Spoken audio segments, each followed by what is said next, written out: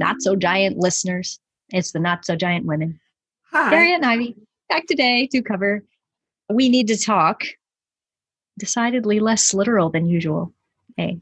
Other than someone might need to talk to someone. In other dramas, this is usually how they say someone's going to talk about their relationship. So, granted, I guess we kind of got one relationship of that kind going with Garnet mashed together from her components. So, I don't know, does Garnet decide she needs to talk to herself?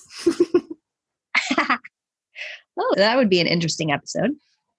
I was going to ask if you had any thoughts on who you would like the we in We Need to Talk to be, but it sounds like you have a guest there already. We are the crystal gems. We'll always save the day. If you ever need to talk to another human being about this, you can always talk to me. Human beings? Human beings. Human beings. If I could begin to be half of what...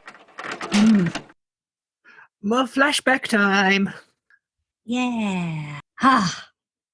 We need to talk. Yeah, maybe it was partly because of the song and the setup, but this one fairly skipped by. Yeah, it was really immersive. Yeah, for those who want their memory prompted, we open with Stephen and Connie helping Greg sort some of his records. He apparently has most of the alternative section of a record store in vinyl format amongst his possessions. When he plays one of them from the philosophy majors, Stephen and Connie dance, and they get so into their dance that they fuse into Sivoni, however briefly. This stuns Greg as he has not seen this before.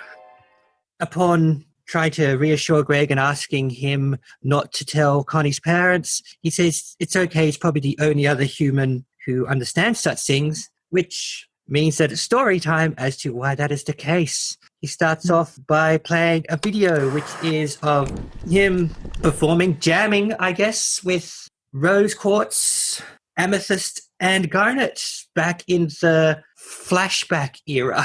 Everyone's wearing their just after Greg met Rose designs. Pearl is off to the side sulking about the whole thing when partway through the performance, she whispers something to Rose. They get into dancing and fuse themselves into Rainbow Quartz. New fusion, everyone. They gracefully unfuse as the number comes to a close and Pearl drops the mic she's been holding. Given Pearl's feelings on such things and what we know she feels about Rose and her, even to this day, evolving feelings about Greg, this is definitely a mic drop TM. Briefly explain the basics of fusion, but the gems have to go off and do something, and this is the pre-house version of the temple as they climb onto their walk pad in the cave, and well, Rose and Garnet pop out of there. Pearl and Amethyst linger a bit longer. Amethyst, so she can get payment for doing the drums in the form of pop something, candy or popcorn or candied popcorn. And Pearl decides to turn the knife on Greg and basically saying fusion is the ultimate expression between gems and, you know, you can't feel it because you're a human. And he's like, has a human ever tried to fuse for gem? Pearl's like, wait, what? Amethyst is just enjoying the show. Greg resolves to try to learn to fuse. We see him at his van on the beach trying to imitate Pearl's dance moves from the video. Garnet and Amethyst happen along and explain it's not just a matter of getting your head around it. They've also don't quite get there, but that it's a matter of heart, not so much head. And that, well, Garnet throws a stick, so Amethyst will give him some privacy. Amethyst is at her... doesn't logically make sense, but is still adorable and hilarious, immature best at this point. So she just chases the stick and goes away. Garnet explains that it's not about doing what Pearl did. It's about dancing like you. You've got to be yourself. Greg tries to set up the ideal circumstances for he and Rose to dance together, and he hopes fuse. They don't. Turns out the other gems are watching nearby. Amethyst is not being remotely subtle about it. And there's a discussion of where are we going from here. Greg says, I'm worried about the future. And Rose just offhand says, oh, ask Garnet. They talk about how they've both loved humans before. Has she been in love with a human before? We don't quite get an answer because she doesn't 100% know what he means. He describes it as torture. She takes that literally, and he tries to explain the intensity of emotion that is being in love. The others tuning into this from behind, and by no means behind at all, their rock. Pearl is like, why are they still dancing? Why are they still talking? It didn't work. And Garnet's like, yeah, it worked. So I think Garnet knew what she was doing all along. Amethyst says something offhand like, he's my favorite, and Pearl fears that he's Rose's favorite too. And by this point, with Pearl, we know that the obvious worry is that if he is her favorite, that she is not. Back in the present, Greg wraps up the story and tells Connie if she ever wants to talk to another human being about this, he's there for her. They do a kind of human beings to human beings hand touch. Steve just absently says human beings, and we're out. So we're not really learning anything entirely new about fusing. We knew a lot of this we picked up along the way, but it's the first time we've had explained in succinct terms how emotionally intense it can be. I mean, Pearl is obviously just trying to make Greg feel bad with trying to make it entirely sound like intimacy and love and glossing over purpose-built fusions or cases like Sugarlight, but they wouldn't help her case, so she's skipping that. For a moment during Garnet's conversation with Greg, I thought, is she going to unfuse to illustrate this? Nope. Are they going to fuse Garnet and Amethyst to illustrate this? And I thought, no, that would be a very bad idea. And they don't. Yeah. So Garnet, once again, simply uses her words, and despite her stoicness, she understands that a relationship between Greg and Rose isn't going to be the same as a relationship between any other two beings or gems. Yeah. Weirdly, when Greg asks Rose to just talk about things like a real person, she says she's not a real person, which is slightly degrading because I thought, surely even if you're made of light and space rock, you're a person. Yeah. Although I have heard Rebecca Sugar say, like, phrasing in interviews like they're not even really people or whatever, like using people as if it means human people. So maybe that's kind of how that got framed that way, but there was a lot of discussion of that. So you're not the first person to say, what the heck does she mean by that? I guess I'm also used to other science fiction things where definitely non-human beings refer to themselves as people. So I guess that's partly informing my experience. I mean, by any other definition of people, you would think they're people. And I'm pretty sure that they've called each other people before.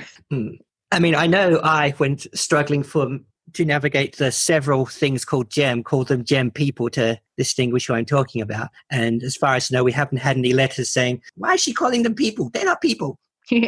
Yeah, it is a strange terminology issue. I kind of think that's what she meant.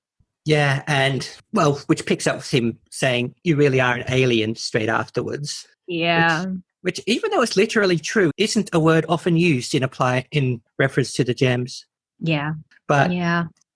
I guess that's at least partly because we sort of started off as more magic with a dash of sci-fi, and we're sort of veering a bit more towards sci-fi with a dash of magic now. Yeah, there has been precious few references to them being aliens. And yeah, by any reasonable definition of the word, they are. I guess it's just not a word they use very often. Yeah. I mean, that might partly be because we spend so much time with the gems as the main perspective in the show. So it's kind of like they say, well, Earth, like Pearl calling Earth, saying it's not a gem-controlled planet. That's like the way that she sees it. Well, this is Earth, but it's not a gem-controlled planet versus like we're aliens here. You know what I mean? Well, also, I guess they've been on this planet there longer than, so far as we know, any other being on it. So That's right. In that sense, it feels a bit weird to refer to them as aliens when all the other people have just turned up here in the past 100 years or so. Especially in the case of Amethyst, who we know was born in a kindergarten on this planet. Yeah, but indeed an Earthling in that sense. Yeah, yes, but she is, made of alien gemetics. She is of gem descent. Of gem descent, yes. She really only knows Earth, So, like she said in the song. yeah, it's kind of strange to frame that as she's an alien, but that's technically, they're all space aliens. But we know that Rose isn't in that situation because she answered Greg's question saying that she never misses her home planet, which implies that she has one. So, yeah. So I guess this also means we've wondered what imperfections Rose may have, as she's been so often held up as the perfect missing mother slash lover slash teammate slash sister. Right. Very idealized. Yeah. And this week, at least, we get a bit of, well, part of the frustration is she can actually be quite annoying if you're trying to hold a conversation with her. Right. She seems very dismissive and disrespectful of Greg when he's trying to get her to level with him. And from what we've seen, even of the other gems in this era, of the other crystal gems in this era, it does seem this is a Rose trait, not just a I'm a gem and don't understand you carbon fleshy people thing. I mean, well, right. Garnet was speaking pretty levelly and straightforwardly and downright intimately by Garnet standards. I was really impressed with the way that she talked to Greg, and she was straight up broing out with him, like, I'll teach you how to get the girl. This is how you do it. Yeah, and obviously, unlike a certain pointy-haired balletic gem, she's obviously more than fine with Greg and Rose being together if that's what works for them. It's very interesting because, I mean, first of all, when we first saw Garnet encounter Greg in the previous flashback episode, her attitude toward him was, I'm going to pick him up and throw him back over the fence. And she was slightly threatening toward him, saying he better make his song good, and pulled one of her gauntlets out.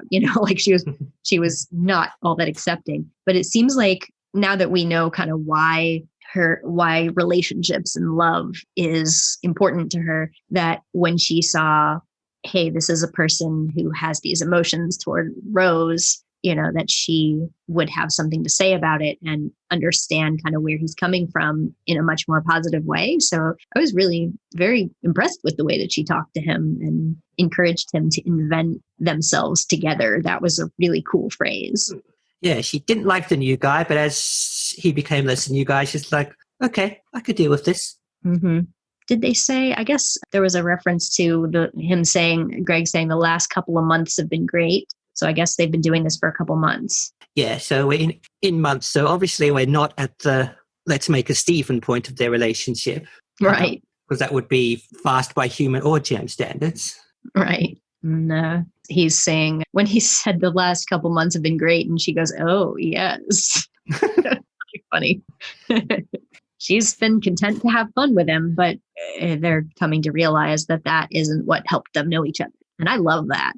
I mean, I really love this episode for the message that they have about relationships and some of the ways that they use fusion to talk about intimacy, I guess. Yeah, and Rose seems very live in the moment, or at least live in the moment and maybe a maximum of a couple of days ahead. Yeah. When it comes to having fun. Yeah. And see that, yeah. She could have just been glib, but she also could have literally not know what Greg meant when he said, oh, I'm concerned about the future. Mm-hmm. And just sort of thinking, relationship has future? What is this? Yeah. Yeah. Her attitude toward him was like, oh, I love humans. You're funny. You amuse me. I enjoy playing with you. Yeah, I've realized how much she reminds me, both physically and in this part of the attitude, of another friend of mine, actually. I don't know if the friend knows that, but certainly in physical terms, if this friend ever wanted to cosplay Rose Quartz, she would not have difficulty. I mean, I know you don't have to match body types to cosplay someone, but she could certainly fit it in face and body if she wanted to. Cool. And she's got a very, as long as you're having fun, let's just be now about relationships. I see. I had a conversation with my best friend once about whether we would want to ever cosplay together and do Rose and Pearl, because she's in the same situation where she could do a really good Rose Quartz if she had a giant pink wig. And, I told her I could probably be 10,000% gay for you. So about Pearl. Yeah, well, I do hope no one watching is in any way under the impression that Pearl does not have it deep and hard for Rose. She has fallen very, very hard for the large pink one. Oh, yes. Yeah. Oh. In fact, in this episode, you kind of hope that's the case, because if it's not that she's also in love with her and jealous, it does make her actually just a complete jerk this week.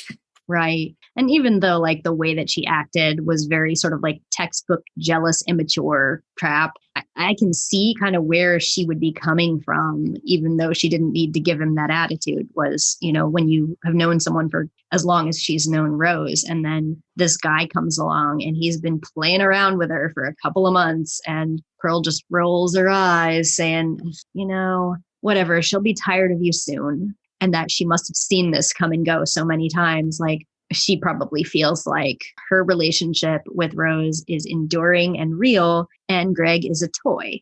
Yeah, and you get the impression once you link all the bits together that the other humans she loves were kind of flings, for want of a better word. Right. And she, that Pearl was probably right that Rose looked at him that way. So when it happens, Pearl was probably like, oh, here we go again. But I have been here for thousands of years. And I confuse. So she must like me better. She will come back to me eventually. Yeah.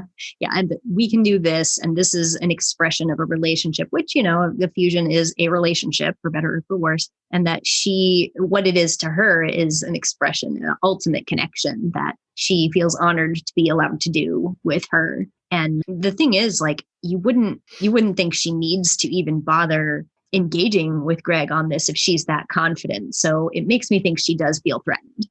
Mm-hmm. And she probably feels that if she went to Rose with it, that Rose would not see it as a problem. Right. Yeah. And you definitely think that maybe if you were to translate this into more human terms, Rose would be non-monogamous, which would be fine, but Pearl would not be good with being non-monogamous. She would not want to share. Yeah, I get the impression that occasionally over the thousands of years, Pearl just kind of tells herself they're together.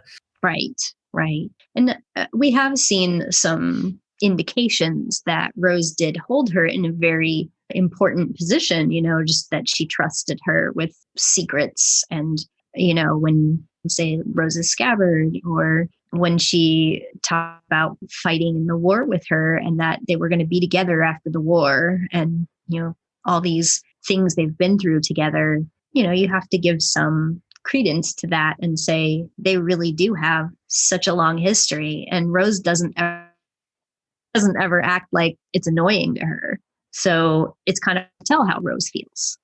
Yeah, and however strongly Rose feels about Pearl, I really don't think it's as deeply and singularly as Pearl feels about Rose. Definitely. There's been a lot of people who say it's, you know, unrequited or whatever, that they interpret it that way. And I think I think that oversimplifies it. I feel like Rose loves Pearl in the way that Rose is capable of loving Pearl. Yeah. And given her understanding in the conversation with Greg this week, she, again, may simply not see it as there being any kind of problem there. She may not see the imbalance. Yeah. I feel like this episode is one of the most adult episodes, not only just because there's a lot of there's some kissing, there's some intimate poses and stuff like that, but also just because we spend almost the entire perspective in an adult's point of view through the conceit of we're watching this as a flashback inspired by the videotape initially. And because of it not really being filtered through Stephen directly, it just felt very much like we actually get to see something that's going on between adults in this show. Yeah, and well, talking about your relationship and its future is not something kids are known for doing a lot, at least not on that level. Right. And Greg did comment as he's putting the videotape in, I didn't think I would be telling you this so soon because, we have Stephen and Connie here, but he just saw them fuse.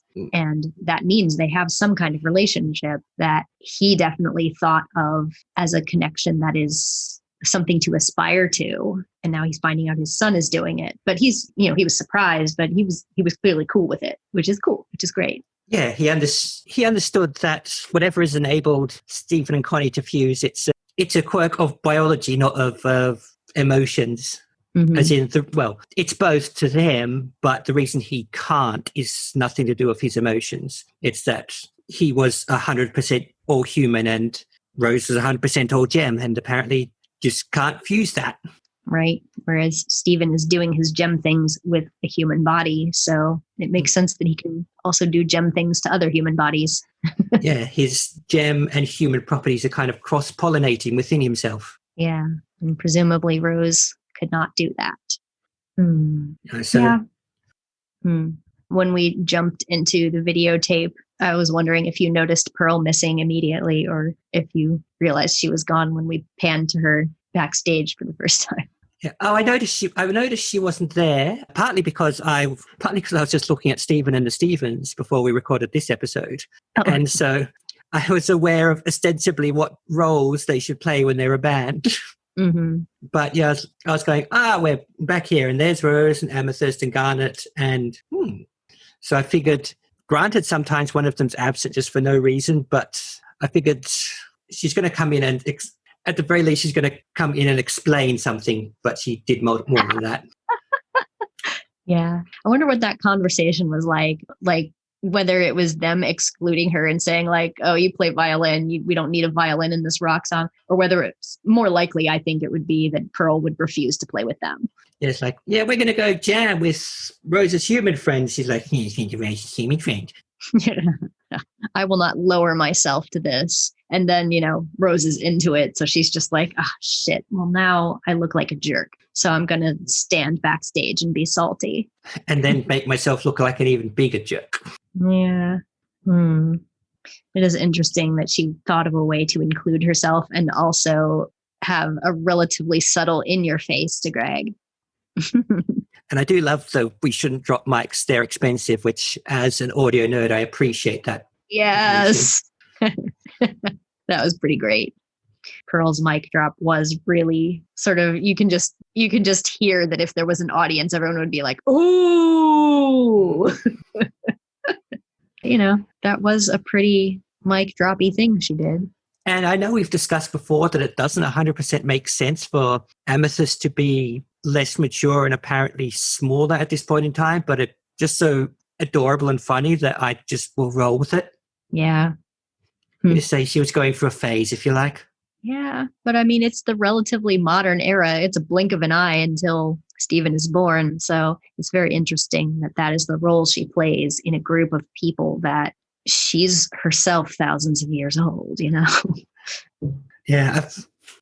It's like I said, and I don't know if it comes up again later that there's a reason she regressed, but I'm just prepared to go with it just for the sake of the episodes. And because I love Amethyst being Amethyst, and she's even more amethysty when she's doing that. She was really entertaining this time. Almost everything that came out of her mouth was hilarious. Well, she's not, especially not at this point, she's not going to be the one with any wise relationship advice. Right. Although even she was like, oh, fusion dance isn't about your head. Yeah, no, well spotted, Amethyst. But I love that she's not even subtle, that she's just literally eating popcorn and watching the show when people are bickering. Yes. Oh, yeah. She's just like, this is like a total drama that I'm really into. And when they're behind the rock during the attempted fusion, or rather Pearl and Garnet are behind the rock, Amethyst is just sitting there in plain view. And Greg and Rose have obviously reached the point of, well, this is just the thing she does. We just got to get on with it. Right. No subtlety. Yeah. I like when Greg is laying on the floor or laying on the ground after he's exhausted himself trying to imitate Pearl's dance. And she just walks over and goes, hey, are you dead? But she could have been asking a legit question. To her, humans just die one day. And she's like, oh, is this one dead? Yeah. Oh, I love that. Especially because Greg probably answered the same way. Just to go, no, I'm alive, just so you know. Mm-hmm. Yeah. That was cute. But it does imply, if when Greg was asking them to, asking Amethyst and Garnet to give him fusion advice, and, Amethyst suggested, but it's not a fusion dance isn't about your head, and laughed about, come on, I still want to see him try. And she's definitely like implying that she has fused before, and we've already seen her fusion with the other two. But, you have to wonder, like, if she has been in a Rose fusion herself. Ooh. And if Garnet has, or if it's just Pearl. Does Pearl find reasons for everyone else not to be allowed to fuse with Rose? Right. I could imagine that if Pearl holds it in the esteem that she does, that she would consider it to be kind of like, you guys can do this only if it has nothing to do with relationship stuff. Like, okay, if you need to fuse with Rose to like become whatever the fusion is, get your work done and unfuse. No messing around or whatever, because this is like my thing that we do for fun. I'm going to be giant dance mom, and be gorgeous and beautiful with my leg warmers. I'm disappointed that Rainbow Quartz doesn't speak. No, they don't. I guess it was enough to wow us and Greg that our cue appeared at all. Yes. Definitely it was enough wowing, but now, you look at that and then you go, oh, I wonder what her voice would have sounded like. She had an interesting thing going with her eyes in that had the two sets, but the lower ones were kind of like, partly because it's animated, like half moon spectacles for the big set. Right. The ones on top looked like pearls and the ones on the bottom looked like roses, the colors, which is very interesting. Yeah, and also kind of in shape, as Pearl does have the bigger eyes too. Yeah. And Rose has kind of smaller, sultry looking eyes. Yeah, Rose also has closer to human features in general. Yeah, she does. Rainbow had sort of a pointy nose, but it was more like Rose's nose with a point. Yeah. We've talked before about how that nose seems to be some dominant genes within fusing. Yeah. Very interesting how her hair was long like Rose's, but had a bunch of little flips like Pearl's does. Yeah, I mean, well, obviously I didn't get to freeze and have a decent look at everything, but I will later on. See what you need to borrow Greg's videotape. Watch it over. Yeah, but she had on a dance mom leotard kind of thing. That was funny. Yeah, I was. But only 2 arms. Yeah, I was mostly struck by, because I thought doing that with the eyes was actually kind of clever. Yeah. And it could just be what was going on, but it didn't look like they were 100% in sync, the two sets. Maybe. And that just could be the angle and the animation and the property of having 2 different shaped set of eyes. So I'd take a look at that again. But that's part what made me think of them like the half moon glasses. Right. Yeah. It's also interesting because we know that Pearl suggested that fusion because she wanted to make Greg jealous, full stop. Whereas Rose just probably believed her that, oh yeah, that'll add something extra. That'll be impressive and cool. Yeah. I'll do that. That sounds fun. Yeah, Pearl probably said something like, let's fuse. That'll blow his mind. Yeah, and then you have to wonder, like, what even might have been going through Rainbow Quartz's mind. Like, if you have both of those motivations in there, what is actually thought by the fusion? Why I'm doing this, why I'm here. That's a good question. And yeah, Koshi only seemed involved the song and separated after really not very long at all. So we didn't get a shot at that. But yeah, that could have been a conflict if she'd thought about it too hard or at all. Yeah, I think so. Because it did kind of look like sometimes that she was in your facing Greg, that Rainbow Quartz was, like that she was dancing up to him and like showing off for him, but looking at him all the time. But at least from out here, you could interpret that as, take this fleshy one, or hey, look what I can do. I know, like probably both of those attitudes are somewhere in there. But I know that Rebecca Sugar and some of the others have been asked, questions about how much does a fusion know from the components? Like, is it like they can read each other's minds and then they don't have any secrets? Or is it, something else and Rebecca kind of clarifies that they're relationships. Like a fusion is a relationship. So that relationship will contain any information or feelings or motivations or whatever that they have together. So it's kind of like whatever one would tell the other or has told the other is part of what that fusion also knows. Okay. Yeah. So I kind of feel like probably a lot of the pettiness from Pearl was left out of that because she doesn't want Rose to know about it. But I'm not sure. Also, on an emotional level, Rose doesn't have that kind of pettiness, so it might be it doesn't have something to latch onto in the other psyche. Right. But I could see that still sort of simplifying to I'm showing off for Greg and having that satisfy both of them. And we also don't know if fusions sort of get formed with every piece of that relationship and knowledge at once, or if they have to if they'd have to sit down and think about things. And so from that point of view, it could be that Rainbow was just so swept into the moment that those thoughts didn't really have time, the pettiness and such didn't have time to gather steam in her head before she was two people again. Right. And so it did look like a deliberate unfusion too. So it wasn't falling apart. They didn't have time for that. Yeah. You know, this was definitely part of the show. Yeah. That death drop thing she did. And I can't remember if it's been explicitly said, but it certainly appears that when you defuse, you don't take anything you didn't originally come in with in terms of like knowledge and what have you. I don't think so. Or at least it wouldn't be something that they wouldn't want to share, that they would be trying to keep. Yeah, I mean, like Stefani doesn't unfuse and then Stephen knows Connie's email password or something. Right. Oh, yeah. But actually, speaking of that, like they unfused without saying anything also. So the fusions that we saw in this, except for Garnet, didn't talk. But silencing the fusions.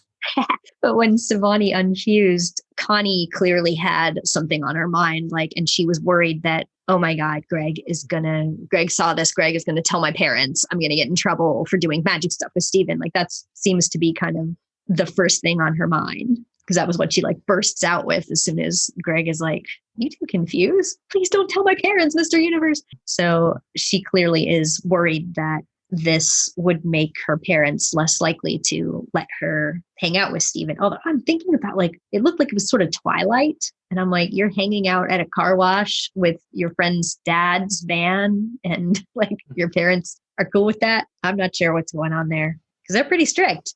So I don't know why they're not worried about her. But yeah, she clearly thinks that they would not be happy with her fusing with Steven. Maybe she thinks that because her mum's in the sciences, she wouldn't be cool with magic. Maybe she thinks her mum's got that old dichotomy going. Yeah, I mean, and there is also just this unavoidable comparison of if, especially the way that Pearl framed fusion as the ultimate connection, almost like this is the ultimate intimate relationship, which I don't like to compare fusion to sex because it isn't sex, but Pearl lets that occupy a place in her perspective on this is the person that I'm with and this is what I do with the person that I'm with. And, it's almost like I could imagine that conclusion being made by some other adult, you're doing what? You're blending into another person's body. Yeah, I don't know how much Pearl knows about sex at this point in time, but I would say she was certainly willing to let Greg think that they were comparable. So I know many viewers, including myself earlier on, were comparing fusing to sex. So it's not out of the question that someone in story would as well. Well, right. And especially after we meet a romantic fusion like Garnet, who uses fusion as, a manifestation of her relationship and Ruby and Sapphire's connection. But yeah, because Pearl leaves stuff out sometimes you just fuse because you're going to become big and beat the crap out of something, which would rather derail her needling Greg. Yeah, it was brought up a couple of times by fans who were criticizing Pearl for her attitude in this episode, that she was very against fusion in the earlier season 1 episodes for what she determined to be silly reasons. She adamantly did not want to fuse with Amethyst to make Opal when we discovered fusion for the first time in Giant Woman. And then she didn't want to do it for the dinner party either. So she's like, no, it's for important stuff. But this is important stuff to her. Yeah, I'm prepared to say this is quite plausible in character hypocrisy. I don't think it's a script getting it wrong. I think it's Pearl being a jerk. Probably also that obviously she knew Garnet was a fusion, so she wasn't judging Garnet and walking around as a fusion all the time for the sake of her relationship. So she probably wouldn't hold herself to that standard either. And probably wishes that Rose wanted to spend more time fused. Anyway, what else? So let's see. I'm sure I have some other stuff I want to talk about with this episode. I watched this one with my dad. I showed this one to my dad. Oh, this is that one. Mostly because my dad is, he's a bit of a Greg. He's a musician and band geek since he was young and had long hair back in the day and probably relates to some of the dad stuff. So I ended up showing him this episode, and I don't think he remembers it now, but he seemed to enjoy it. So I really liked their conversation. Like, I thought that whole conversation between Rose and Greg at the end, when he got Garnet's message that they should create who they are together, whatever he wants that to be. And that he kind of came up with this whole suave thing where he danced with her and he climbed up on some boxes to be able to give her this dramatic dip and kiss her from above, which you generally can't do with an 8-foot tall woman. No. And then the ensuing conversation that they had when they got honest with each other was really very interesting, that they bonded about both being confused. Cool. I wonder what Rose was doing when she kissed him and said, "I have to go" at the beginning. I wonder what she was off to go do. Maybe there was a gem mission. They figured, tonight is the next rising of the corrupted gem mega walrus in the Atlantic, and we've got to go take care of that. Yeah. She's just going to go take care of that real quick. And then, are you doing anything later? I'm not. Or it's just like a Patrick Bateman-esque, I've got to return some videotapes. That's totally what she was doing. I got to return my books to the library. Yeah. Heck, she still hasn't 100% grasped that other people feel monogamous, so maybe she's running off to a date with someone else again. No.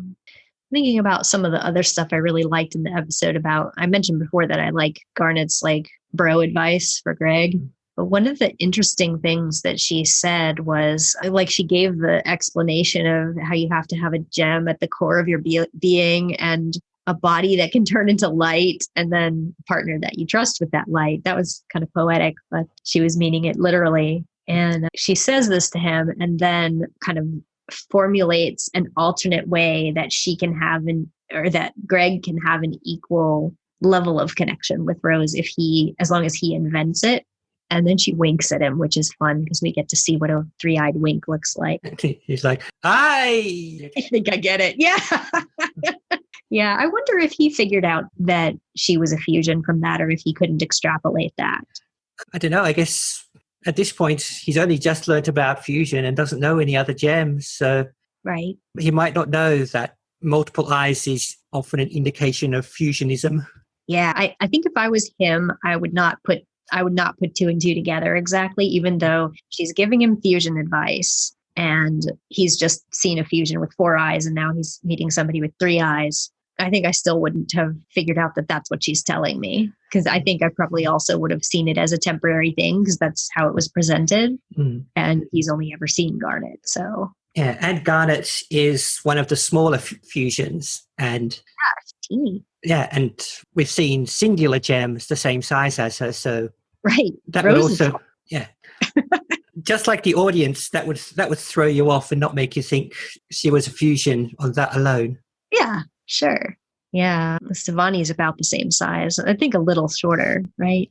Yeah, I think it's a little short. I mean, this week they look the same size as Greg, but I think that was partly the angle. Yeah, I think they would be a lot taller than Greg if we got a definitive canon answer, because they're taller than Pearl, and Pearl and Greg are about the same size, which I think is interesting.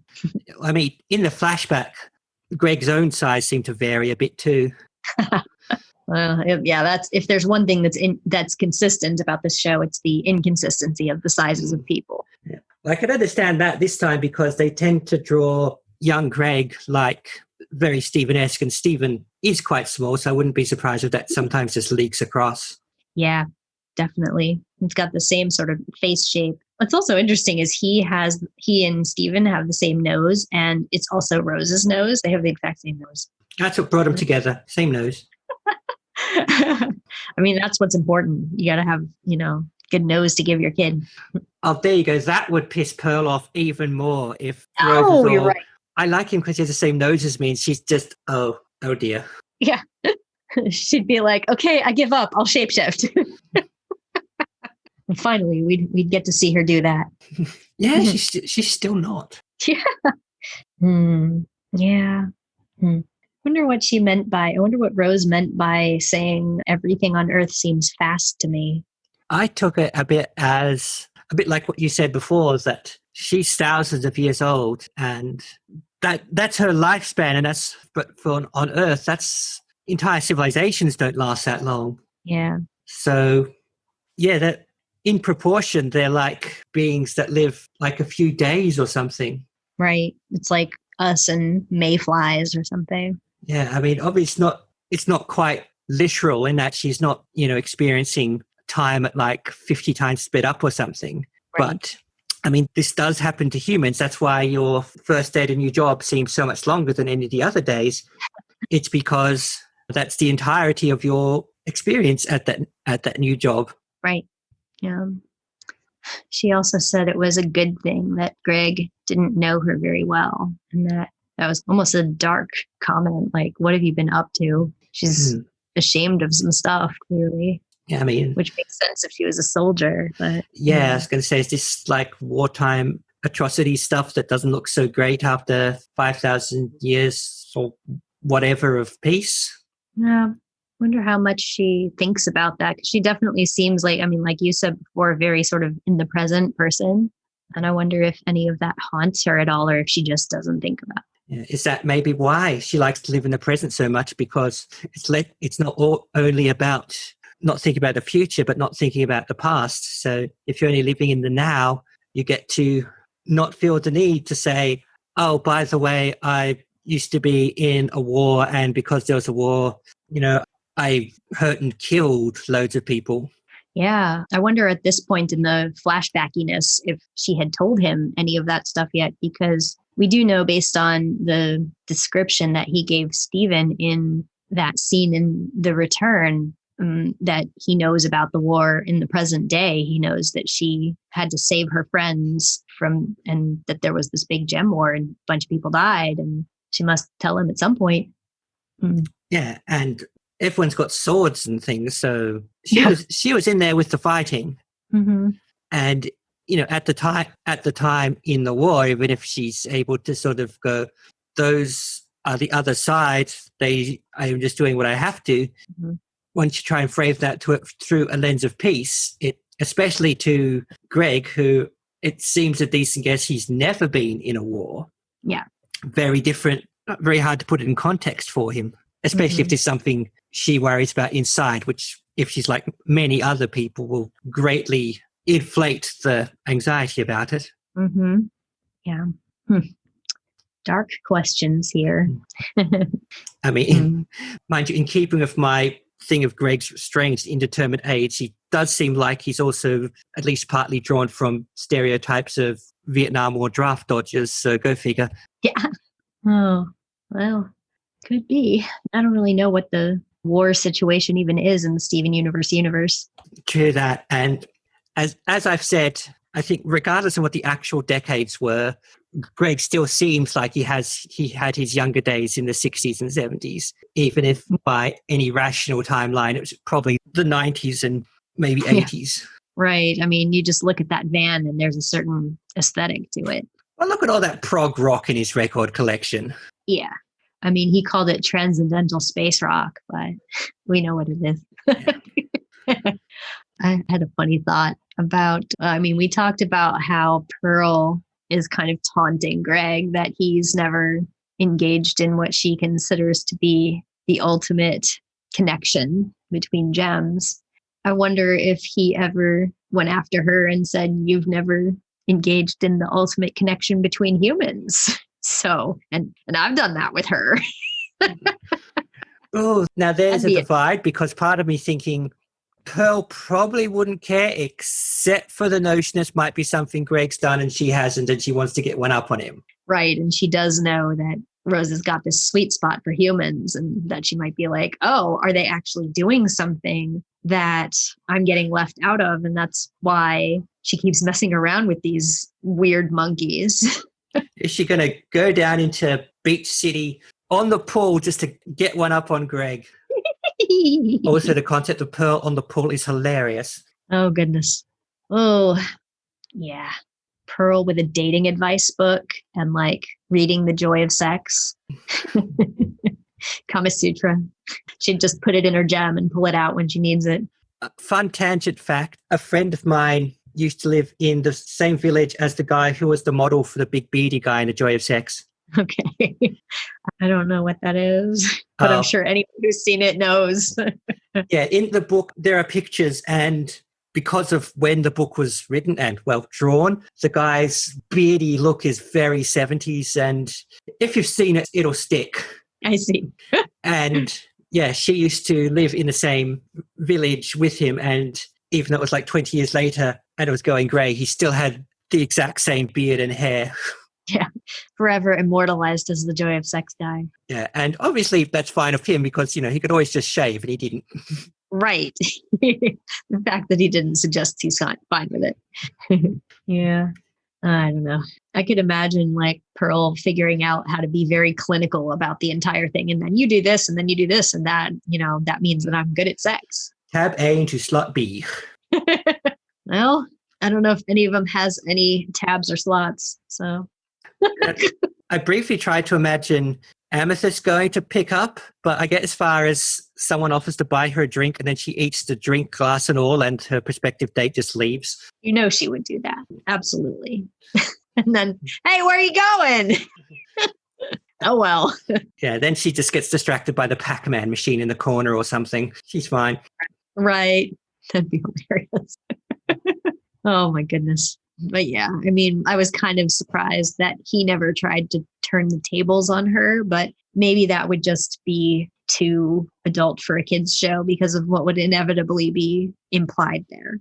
Yeah, they've done a lot of adult stuff, but I still think it'd be pushing it if they actively said on this show, people have sex, Right. Yeah, I think so. Well, wait, I have loads more probing questions to ask. Let's see. I haven't asked you a deep question to probe your brain. No, not the mind probe. I think I got a good one for this one. Oh, let's go.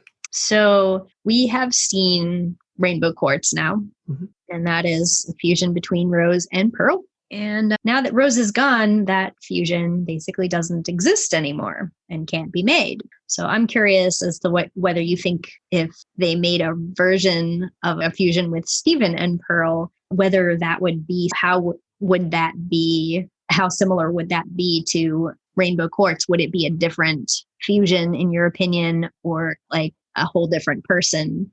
How do you think that works?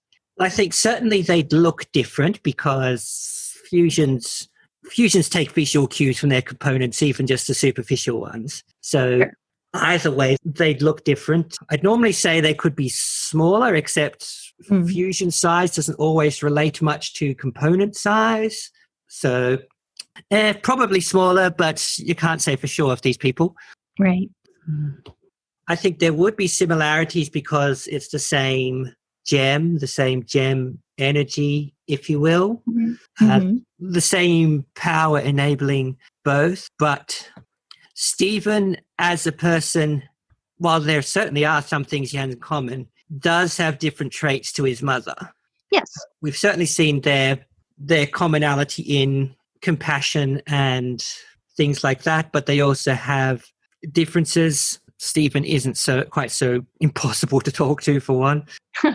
So, yeah, I think with different raw materials from Stephen's mind and emotions wrapped in, but still Pearl being Pearl, albeit Pearl with another year's experience, would mean that half is still fairly similar, but the result, yeah, I think you'd definitely see echoes of Rainbow Quartz the first in it, but Rainbow Quartz the second, if indeed they are Rainbow Quartz, but that's a gem name, and I suppose the gem parts are still a rose quartz gem and a pearl gem. Yeah, you definitely see echoes and maybe kind of be able to relate to them the same. but they would ultimately be a different being, and any Roseness would probably just be the things that Pearl remembers of Rose and or that Stephen has in common with Rose. Yeah. But I wouldn't expect, for example, it to be a spontaneous revival or resurrection of Rose's psyche. Yeah, it's sad to think about because, fusions depend on their components continuing to exist for them to continue to exist. So it just seems like if Rose is gone, then every fusion she's ever made also will never exist again. And that is, kind of sad, but it's also sad to think that Rose doesn't exist. So, I mean, it'd kind of be even sadder in a way if the Rose parts got revived in a remerging of Rainbow Quartz, only to disappear and could only exist as half of Rainbow Quartz psyche and not completely. Yeah, right. And on the other end of it, it would be sad if Stephen and Pearl couldn't have like their own version of a fusion, like that their relationship still partially belongs to a mom he's never met. Yeah, I mean, I don't know if I'm supposed to be thinking otherwise, but I definitely see Stephen as Rose's son, not as a continuation of Rose, despite having the same gem. I don't know if by this point fan speculation was that Rose's essence is still wrapped up in the gem somehow, but 60-odd episodes in, we haven't seen any sign of that, and any commonality just seems to be, as people, seems to be based as much on him being her son or them just happening to be similar people in some ways. Yeah, I think we really only started to get the idea that he was looked at as if he just was his mother when Jasper was calling him the wrong name. And it's like, oh, you think I am her because I have the gem. Like that she was addressing him as Rose and calling him Rose. And then after that, he's kind of speculating in the Joyride episode, like that they want to take me prisoner because they think I'm my mom. And maybe I kind of am. Like it started to enter his mind that maybe because gems are calling him that, maybe he kind of is. But otherwise, he doesn't have any reason to think that he is, that everybody he knows besides the enemies were treating him like he was a different person and she was gone. She'd given her body up. And he doesn't get flashes of Rose memory or anything like that. And it seems to be a bit of a roll of the dice as to how much his powers resemble her in the execution. Yeah. The shield that he showed, Pearl has called it Rose's shield before. So that, I guess we've seen in a flashback also that she had a shield, but she used a sword also, the sword that, that we've all seen. That doesn't seem to be her gem weapon. So, I mean, that's the same, but a lot of the other stuff that he did seems to have some significant differences, like the healing and stuff, that she's crying on things, but he's licking things, It definitely manifests differently. And the shape-shifting, don't even get me started. Yeah. Yeah. So. Yeah, that way lies cat fingers. So. Yeah. I mean, for all we know, Rose made little cat fingers too. But the only reasons he's had to think he is Rose have come from being externally told. He hasn't had introspection or something. That's right.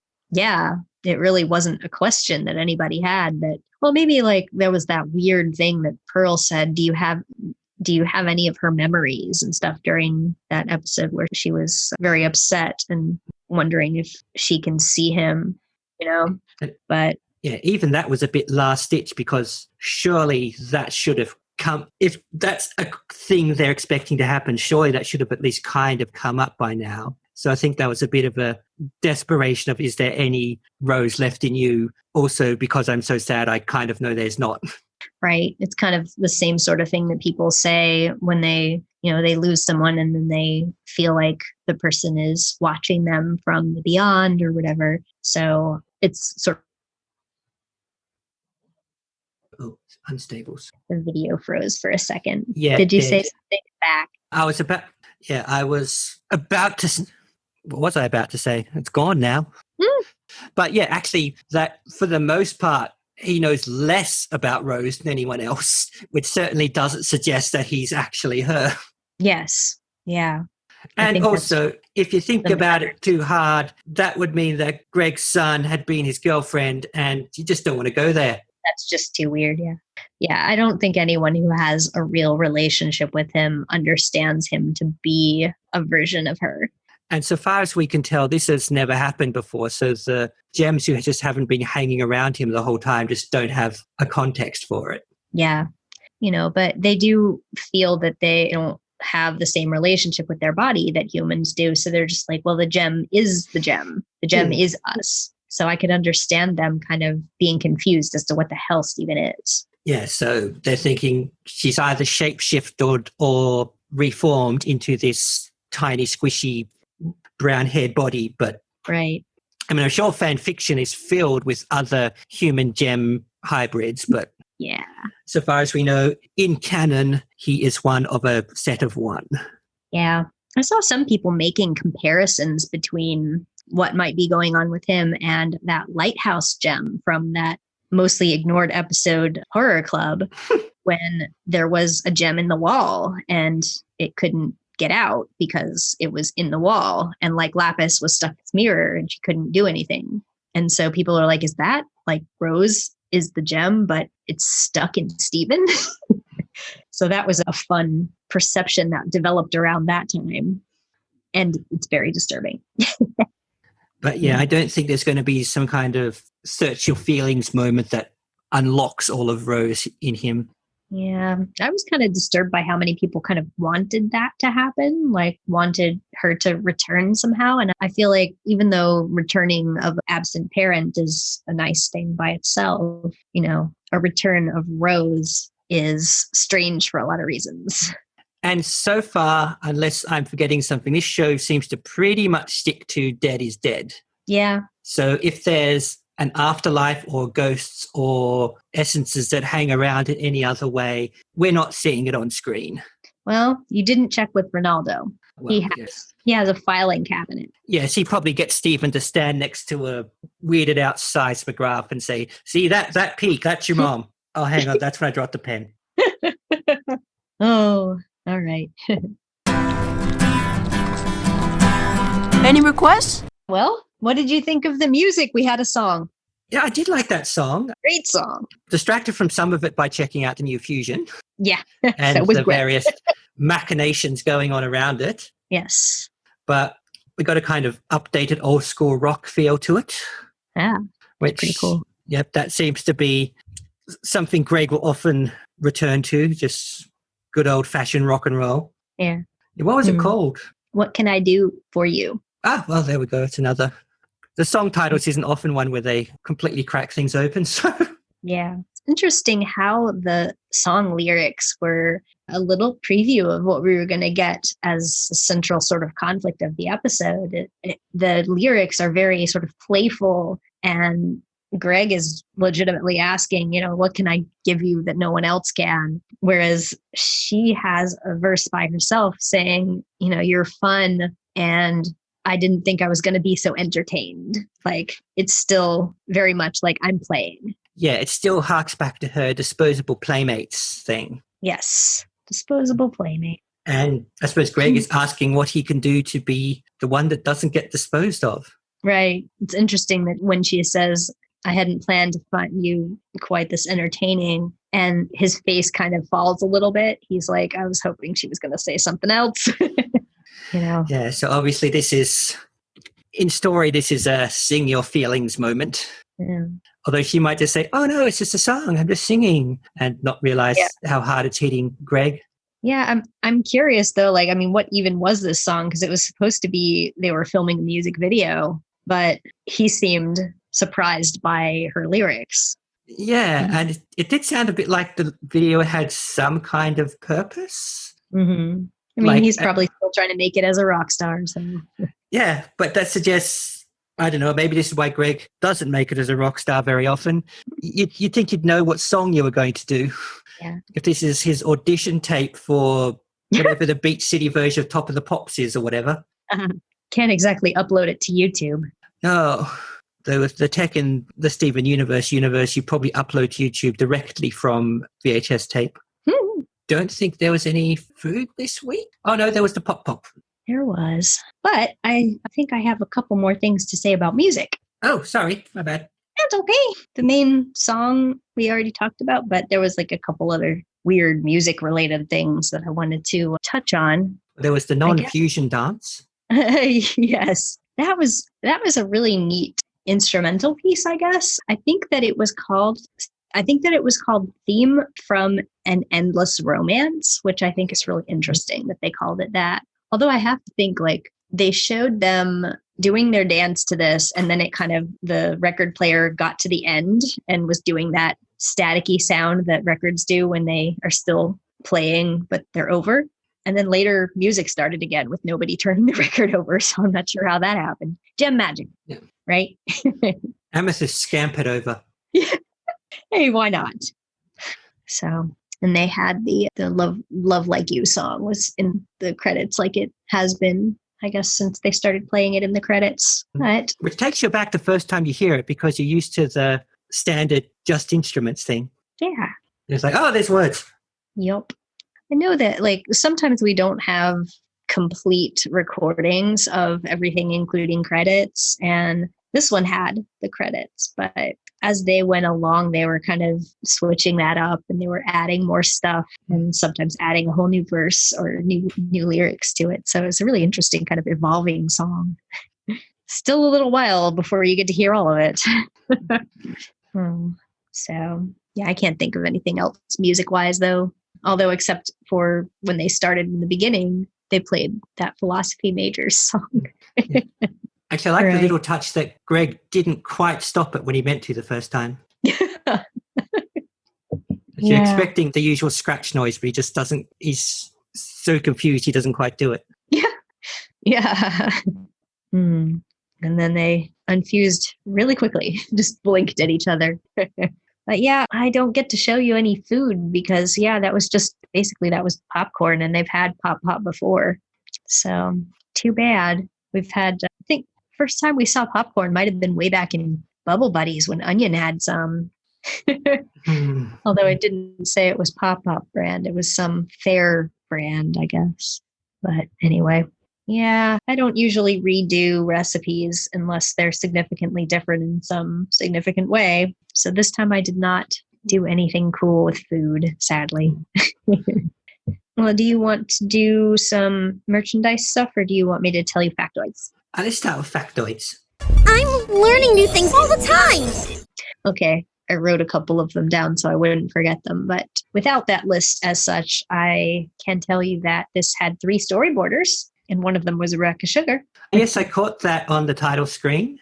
Yeah, it was Hillary Florido, which I recently learned that I've been saying it wrong because I've heard it said both ways, and Hillary Florido is the correct way to say her name. So Hillary Florido and Katie Metroff and Rebecca Sugar. So when you see Rebecca's name, it's like, are we going to cry? Are we going to have to cry? I think a lot of shows have that. Oh, this person's name's on the credits. We know this is going to be emotions, or this is going to be a big one. Yeah. Although being like at least passively familiar with kind of how Rebecca Sugar draws when she's not specifically drawing in the style of this cartoon, she tends to draw kind of more lines on people's faces and just particular type of eyeballs that are kind of recognizable. And I saw some Rebecca faces on Greg this time. So I was like, oh. I guess there's some expressions she wanted to get just so. Yeah, that's usually, I guess, when you see her come in. Plus, they like her to be involved on the Rose-related ones because they're like, make Rebecca draw that hair. She's the one who can do it. But I don't know specifically if they had her do all the Rose stuff. But yeah, I'm pretty sure that this would have been a good one to bring her in on and just say, look, it's just inevitable. We're gonna have to have you. Yeah, well, and someone had a thing going for Rose's lips this time, that's for sure. Mm-hmm. Yeah. I think Rainbow Quartz had the lips too. Good choice, though. I mean, Pearl doesn't have any lips. Rub it into poor Pearl. Huh? Let's rub it into poor Pearl. Oh, goodness. She does have a very, very big blue eyes. And we don't really see eye colors very often on gems. So kind of an interesting trait of hers.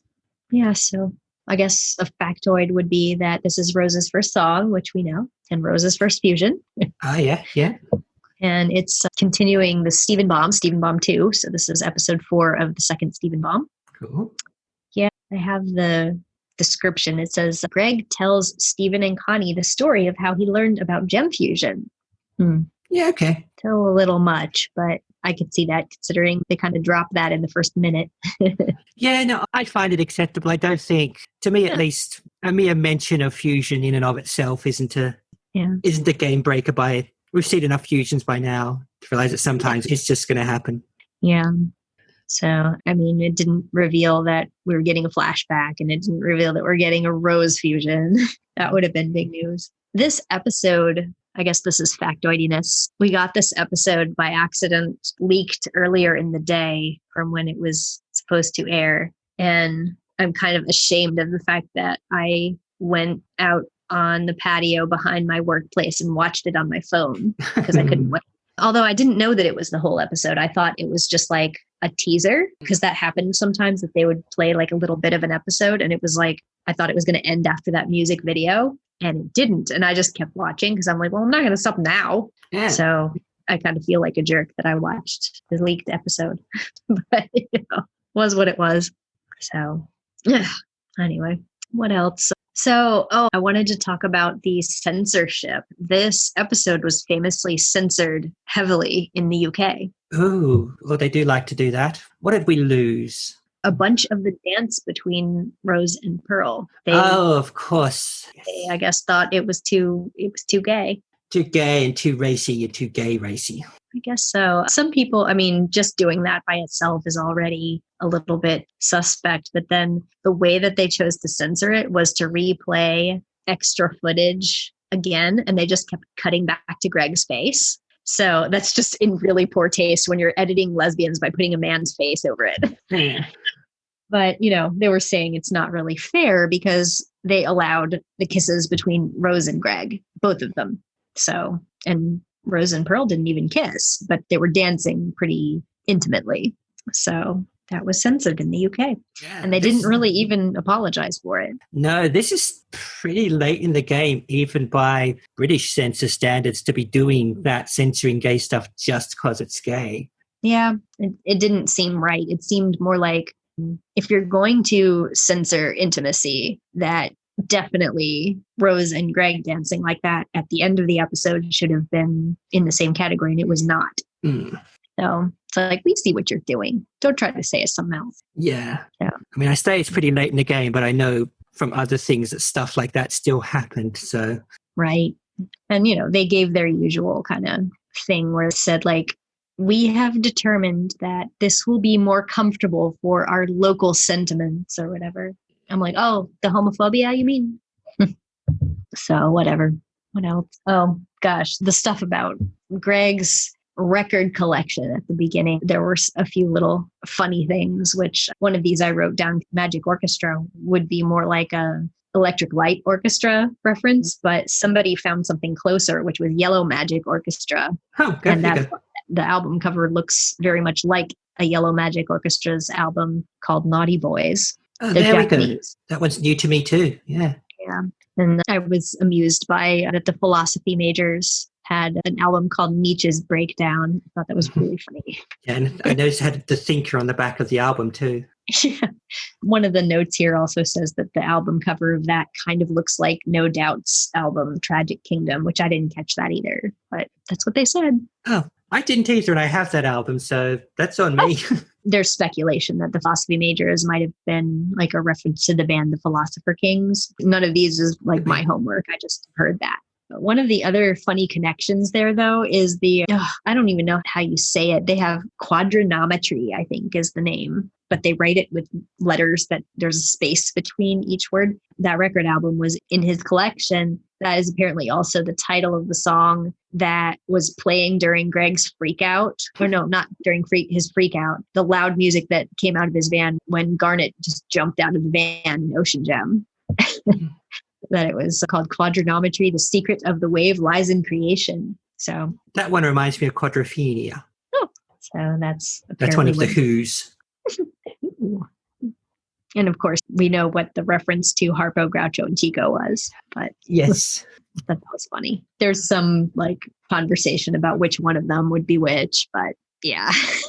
I'm not Marx Brothers literate enough, sadly, to pick which is which. Yeah. So I think that's about all that I have as far as random weird trivia that I know about this episode. I wonder if the leaking of it is why all the copies that I found of the episode that are easy to download rather than just watch on my streaming thing that I have has anything to do with why the theme song didn't come with some of them. So I don't know. Go check out our merch table. So should I show you some merchandise? Give me the goods. I have so much merchandise that I'm never going to get through. So I picked a few things to cover various aspects of this episode. And one of them is that I'm wearing my other Rose Quartz dress right now. So I'll show you what it looks like.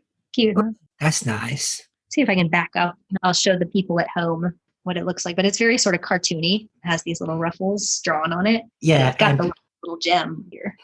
So that is my thing. But, because I'm a tiny person, it doesn't really fit and would be obscene if I didn't wear a shirt under it. So I always wear a shirt under it.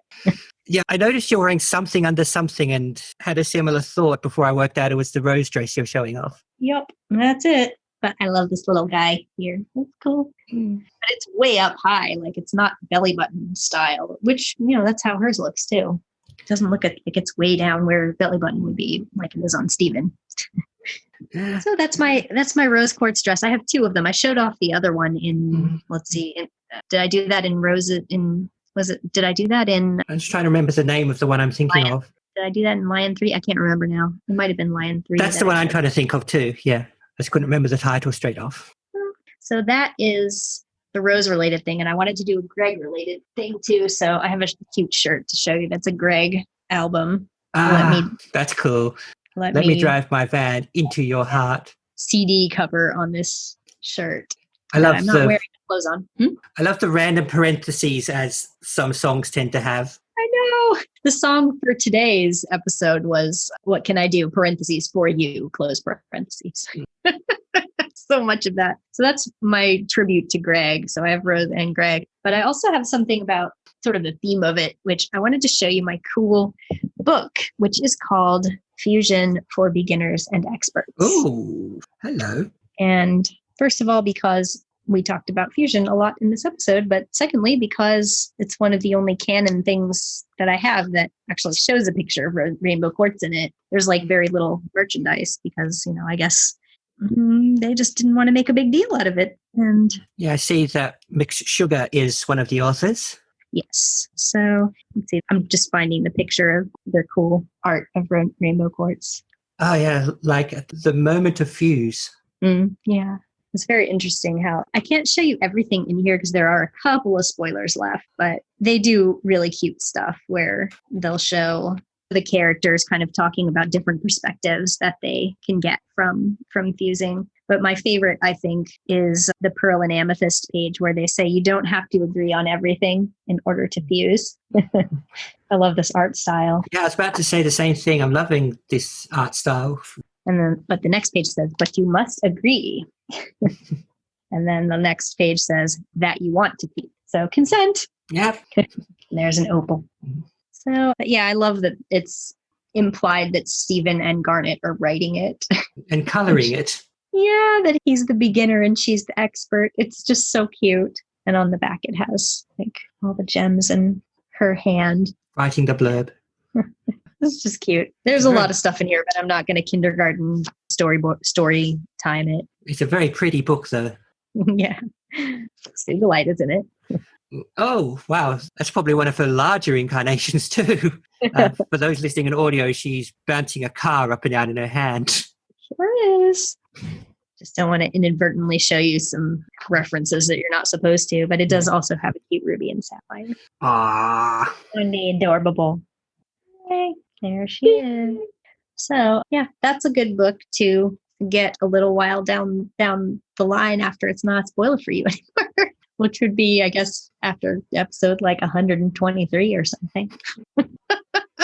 I don't really know what else. There's some references in there that I'll have to talk to you about later.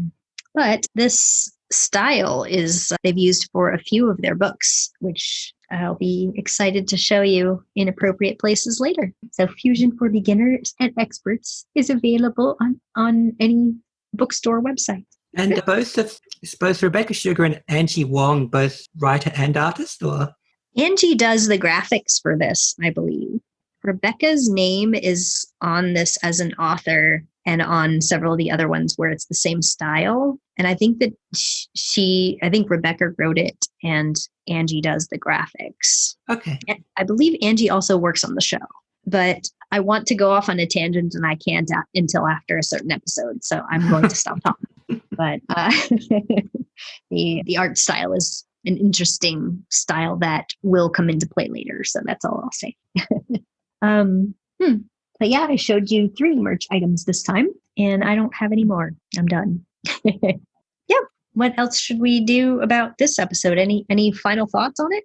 I think we covered the main thing was the emotional going over it gives us, although not quite the emotional roughhousing reach for the Kleenex we've had in some past episodes, but definitely does target the heartstrings.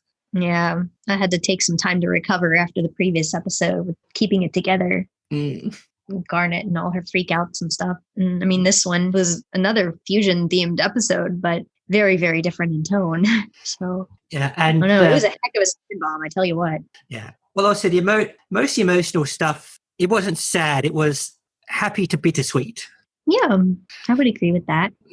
Oh, except for some of Pearl's stuff, but I don't know, Pearl being a jerk is also kind of funny, even if it's not meant to be sometimes. Yeah. And she didn't go like she did, I've forgotten the episode title, but what she's been incredibly cut up about Rose before. This was more just pettiness. You're talking about the Rosa Scabbard episode, maybe? That's the one, yeah. Yeah, that was really hard to watch. Pearl just having so many outbursts and having it affect her decisions, saying and doing incredible things. And because this episode wasn't really about her, so it was okay to leave her on the side and play it a bit for laughs. It really was almost cartoonish, the way that she was teasing Greg and just setting herself up as sort of the antagonist that inspired the central action. Yeah. I mean, without Pearl there, he wouldn't have tried to do that. Yeah. So be careful what you wish for, Pearly. Oh, yeah. I mean, it's kind of her fault that they got closer. You know, they might have done so on their own, but this definitely sort of forced a conversation that maybe wouldn't have happened yet or wouldn't have happened to that extent without Pearl trying to stop it from happening and Mike dropping on them. So I'm still loving the "these things are expensive" thing. Yes, that was a fantastic line. There were a lot of good one-liners in this. I liked that one and "just ask Garnet" line. Yeah, they left it a bit up for grabs, and I think it was right to do this, whether Garnet got the conclusion she was hoping for with their relationship because she used future vision or just because she's savvy. Right. And you can read it either way, and either way works just fine. I prefer to think she's savvy in this regard because she's made of a relationship and she's a fusion, and so this is right in her territory. But you can easily say she went, oh, no, if I get Greg to do this, and then he'll try this, and Rose will do this, and Amethyst will chase a stick. Yeah. She's cute. Yeah, I think I prefer imagining it as her being savvy as well, because otherwise it starts to feel a little manipulative. Like, I want this future, so I'm going to choose to say the things that will make this future. And anyway, I don't know. And it's also a bit reductive of Garnet's actual skills as opposed to powers. Yeah. She was very warm in this episode. Like, the way that she spoke to him, the way she spoke to Greg was very sort of not even just like, I know what I'm talking about because I am an expert about this. It was very reassuring. You know, she was like, no, you should go try. And this is what your goals should be, not copying Pearl, inventing your relationship with her. Yeah, which shows that she kind of likes him, because she could have just sat the whole thing out and decided to see if it would all crumble as it has before. But she encouraged him and told him actual helpful things. So she's not known for being the most emotive, but I'd say it was a fair show that she liked him. I think so. And it is really interesting. I guess I haven't thought about this really that much, but they were listening at the end there because they wanted to see how it was going to shake out. And that implies that they're all very invested in what's going to happen. So it's interesting because I'm sure they're all interested for their own reasons. Amethyst because it's popcorn worthy, and Garnet because this is a relationship, and Pearl, well, because this is the love of her life. And, you know, she doesn't want her to make headway with another person. So I'm sure she'll come around if I just give her another 3,000 years. I guess that is always kind of in her non-existent back pocket, is that, well, I mean, eventually he's going to die and it's not going to be all that long comparatively, right? So I don't know. That's, again, I guess after it actually turned out that Greg outlived Rose, that had to just blindside her. That had to just seem so awful. So I don't know. She just always kind of had that trump card that I'm only going to have to deal with your ass for another, like, I don't know, 60 years at the most. And it's this relationship that basically kills Rose. Yeah. That it is because of this relationship that she and Rose getting together is entirely removed from possibility. Mm-hmm. Yeah.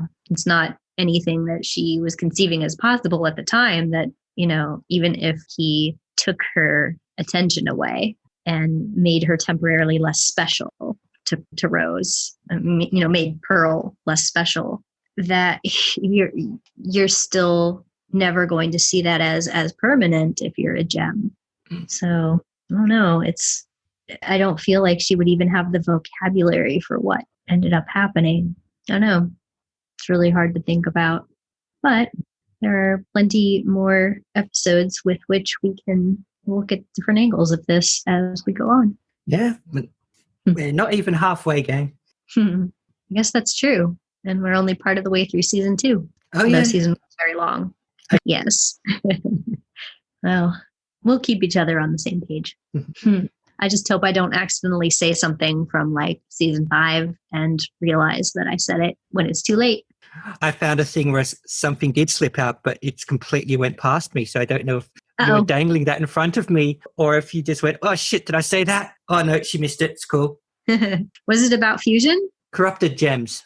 It was about corrupted gems. Yeah, well, moreover, you called them corrupted gems.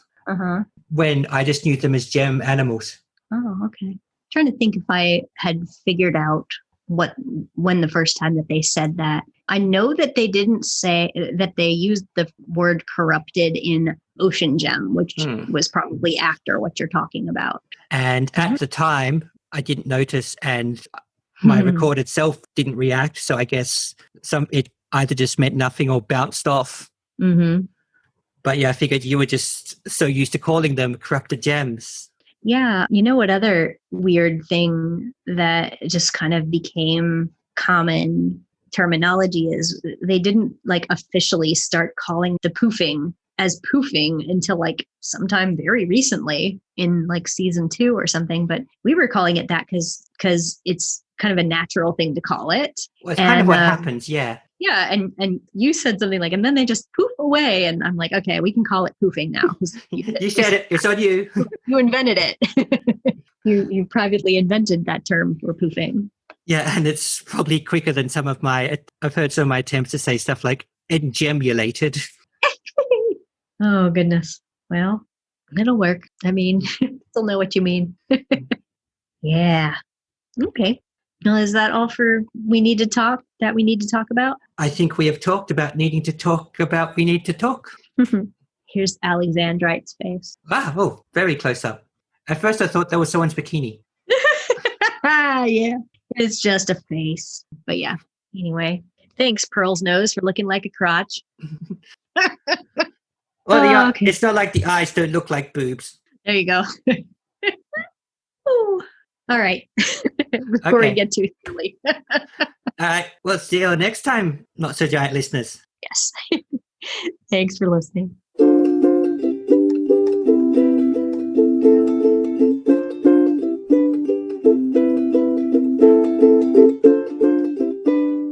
You've been listening to Ivy and Daria on Not So Giant Women.